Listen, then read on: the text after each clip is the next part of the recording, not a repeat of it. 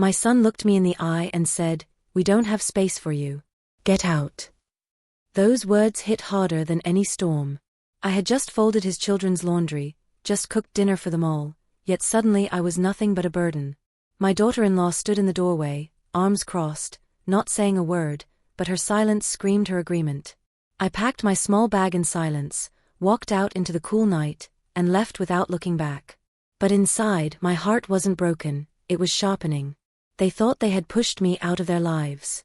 What they didn't know was that the very roof over their heads, the house they took for granted, was still mine. And by the next day, they would learn exactly what that meant.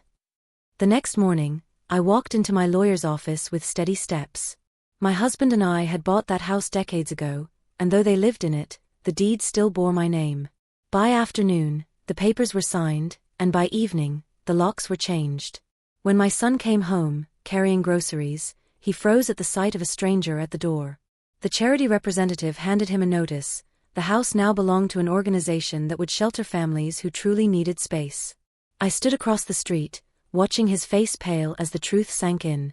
My daughter-in-law tried to argue, but it was useless. Their home wasn't theirs anymore.